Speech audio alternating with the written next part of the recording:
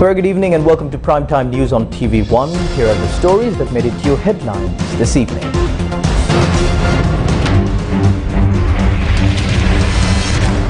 Locals protest against worsening human-elephant conflict.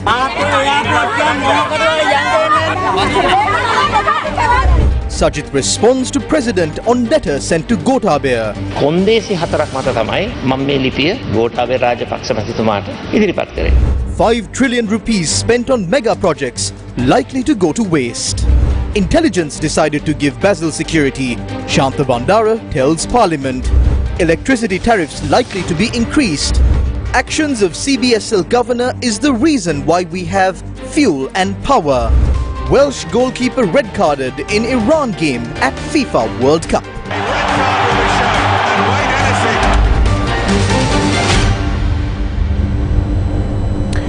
And a look at your stories in detail now. People from Kitul Utuwa Kanthale blocked the Colombo Trincomalee main road on Friday morning against the failure to set up an electric fence to keep wild elephants at bay. Villagers claim that authorities have limited the construction of an electric fence to a mere plan and have turned a blind eye to what's happening on the ground.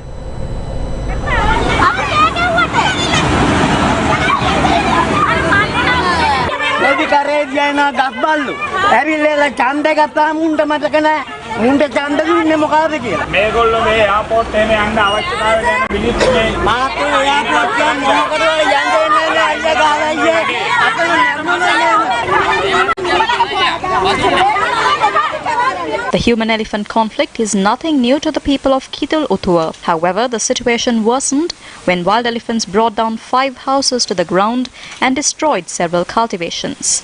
A few days ago, one house was attacked twice in the same day, and this 88-year-old woman considers herself lucky to have survived the attacks. අන්තිමට මේක කඩ කඩ හිටියා ඔක හදනවා හැමදාම. ඉතින් ඊට පස්සේ දැන් මේ පිටි කැඩුවා ඊයේ. හිටියා නම් මාව මැරෙනවා. ළඟ හිටියා නම් එහෙම.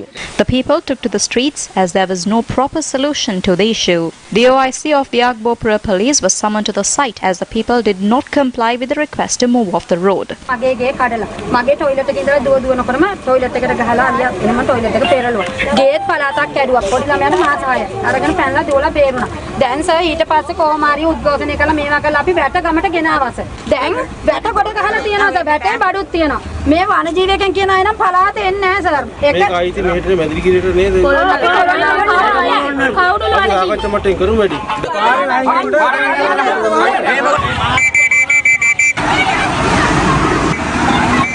Thereafter, the OIC intervened and summoned the officers from the Kaudula Wildlife Office. He also intervened to contact Minister Roshan Ranasinghe, who represents the area.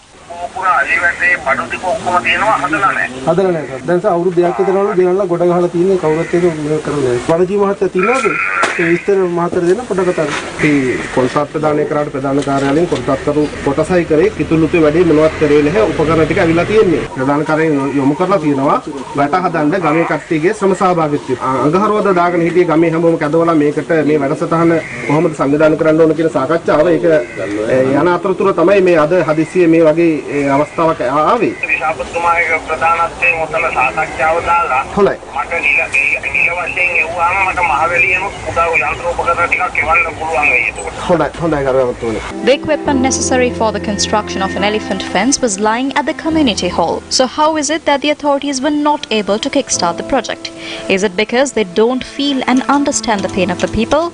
Do these projects take a long time to plan? If these issues are not solved soon, the human-elephant conflict will worsen, adding more bodies to the tally.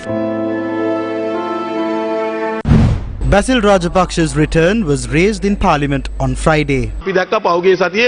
Basil Rajapaksha returned through the VIP lounge. He's not an MP, yet he's given facilities. A tea party was organized for a massive group that welcomed him. The invoice was 60,000 rupees. However, the invoice was settled by the Civil Aviation Authority. The people protested against wasting public funds. Basil Rajapaksha or anyone else can enter the VIP lounge after paying $200. 60,000 rupees was not spent by the Civil Aviation Aviation Authority. Everything was pre-booked. Do not make false statements. According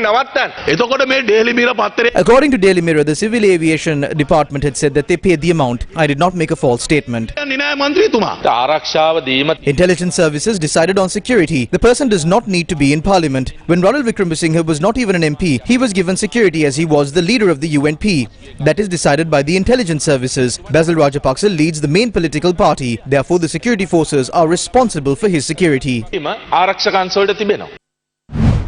Opposition leader responded to the president's remarks on a letter he had sent to then President Gotabaya Rajapaksha. It was a collective letter and not written by me alone. The former president repeatedly requested to accept the post of Prime Minister, and 4 conditions were put forward to Rajapaksha for the establishment of an interim short-term government. The president must resign from his position during a stipulated minimum time period, implement and enact the 19th constitutional amendment within a period of 2 weeks with the support of all political parties, implement the provisions in the constitution within a minimum time period to abolish the executive presidency, and call for a parliamentary election to allow the public to form a permanent government after implementing the constitutional amendments and rebuilding the community life and ensuring the rule of law. I wrote to then President Rajapaksha citing these 4 conditions to accept the post of Prime Minister and did not request or apply for the post of Prime Minister. He said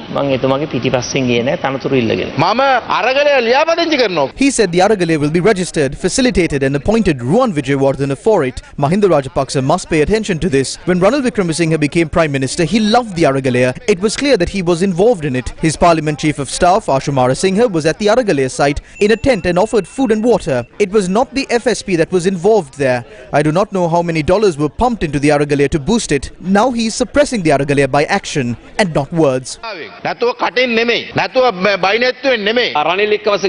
Wickremesinghe was in a different party with a different ideology. We had to appoint him as the president, but he had the solution to the issues. That is why we are moving ahead.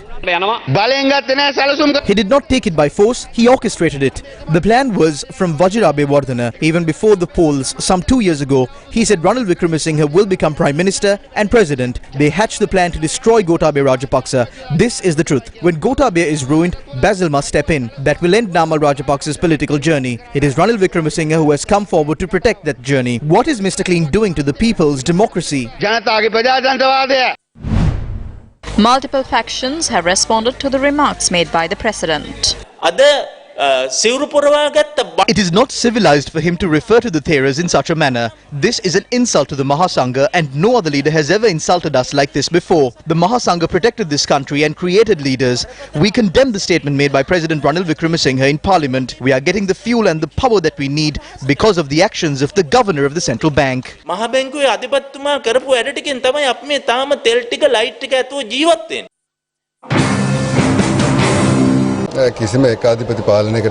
This is not a dictatorship. What he meant was that if the economy is to be revived, we need law and peace.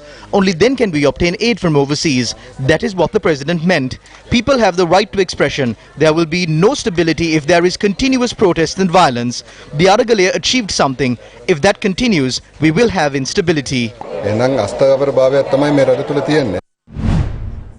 A silent protest took place on Friday opposite the Attorney General's Department in Colombo, demanding the immediate release of Wasantha Mudalige and Venerable Galweva Siridhamma Thera. Similar to a drunk man, Ranil Wickremesinghe threatened the Aragalaya activists in Parliament. Ranil Wickremesinghe can't do anything. There is no medicine at hospitals. People don't have food to eat. We will fight for the rights of the people and continue our efforts until our comrades Wasantha Mudalige and Venerable Galweva Siridhamma Thera are released. When the case was called up today, the court affairs regarding Wasantha Mudalige and the other Thero concluded. TID officers informed the court that they will provide a complete report regarding the matter to the Colombo magistrate. The case against Wasantha Mudalige and Venerable Galweva Siridhamma Thera was called up in the presence of Tangol magistrate Hemanath Pushpakumara. The Terrorist Investigation Division produced the evidence reports to court on Friday. Court Magistrate Thilina Gamage on Friday gave an order dismissing the private plaint filed against the Colombo SSP Roshan Dias and ASP Nalin Dilruk by journalist Tharindu Jayawardena. The plaint was filed challenging the intervention of the senior police officers to prevent a peaceful protest march that proceeded from Gallface Green to Hulsdorf on the 10th of October.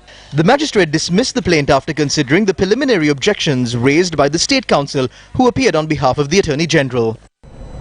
What happened to the 5.8 trillion rupees that was spent on 260 mega projects that were carried out between 2012 and 2022?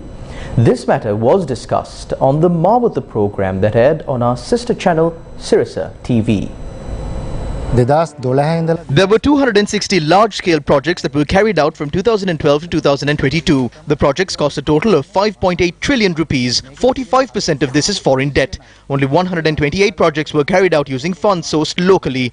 8 projects used local loans. 110 projects were carried out with foreign funds. 14 projects were carried out with overseas grants. They are spending the money of the taxpayers in this country. This is the money of the people. During an analysis of the progress of these projects that was carried out in the third quarter of 2022, it was revealed that only 12% had been successfully done. Therefore, a majority of the 260 projects are failures. By the end of 2022, the people should have been given the benefit of about 119 projects, but only 20 projects had been completed. 17 projects had been suspended completely. There are 56 projects that have made no progress in the third quarter of this year. 16 of those projects are funded by foreign loans. We are now taking loans locally and internationally as well, but there is no progress in the projects. Meanwhile, 168 contracts handed out for 37 projects have been suspended. There are 135 project management units to coordinate these 143 projects. We spend about 500 to 600 million rupees for these project management units per month. If the projects were completed in time, the economy of the country would have been in a better place. News First with the people. News First, main sponsor. 25% for 2 months, 25.5% for 4 months. Valuable FD. Anko ege arakshita iti gini petti. Surya gini petti. Lovatama eliya denna dilena Surya. Amataka vinnema නැති namage Surya. Kohotin dalvena gini kura Surya. Kavadat namagat gini petti Surya. Kavadat namagat gini petti Surya. Kavadat kotanat samage vishwasya dinagat anko ege arakshita iti gini petti. Surya gini petti. Ivan satutin inne wiring karala. Wiring kirwe is non-polycon yodala. For your safety and the protection of the wires used in networking and AC wiring, Eslon Polycon cable trunking. Minister of Power and Energy Kanchana Vijayasekar has said that electricity tariffs will be increased again. No matter who becomes president, finance minister or the government, we cannot avoid another hike in tariffs. We will not receive rainfall next year as we did this year. It costs 56 rupees and 90 cents to generate a unit for the CEB to deliver around-the-clock electricity. We charge 29 rupees, which is at a loss. We need fuel, coal and furnace oil, and no one offers it for free. We are losing because there is no decision on the fuel prices. Ivan satutin inne wiring karala. Wiring kirwe is non-polycon yodala. For your safety and the protection of the wires used in networking and AC wiring, Eslon Polycon cable trunking. 25% for 2 months, 25.5% for 4 months. Valuable FD. Another round of human rights debates organized by the Capital Maharaja Group took place on Friday. Preliminary debates of the Human Rights Debate Competition organised by the Capital Maharaja Group of Companies took place on Friday. SAB campus of CA Sri Lanka went head-on with Apit Candy campus at the auditorium of the Capital Maharaja Group, where Apit Candy campus emerged as the winners. Thereafter, Apit Colombo went against University of Peradeniya, where the University of Peradeniya emerged as the winners. The debates were held in line with Human Rights Day that falls on the 10th of December. And the Capital Maharaja Group will be launching a year-long celebration that will culminate on the 10th of December 2023 to mark the Universal Declaration of Human Rights' 75th anniversary. The panel of judges consisted of ALA Aziz, Asok Dias and Sonali Vanigabaduge.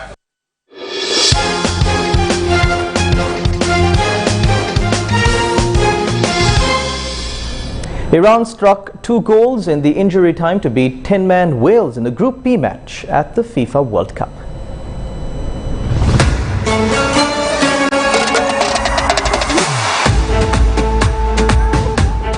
Late into the second half, Wales goalkeeper Wayne Hennessy was sent off for a foul outside the penalty box, giving Iran a man's advantage in the dying minute. Now, what is the referee going to do here? Hennessy had come a long way out of his penalty area. Taremi is still down. Iran made the most of their one-man advantage, scoring 2 injury time goals to beat Wales 2-0 to stay alive in the Group B. 2 late goals for Iran against the 10-men of Wales. Meanwhile, Senegal defeated Qatar 3-1 at the Al Thummam Stadium in Doha.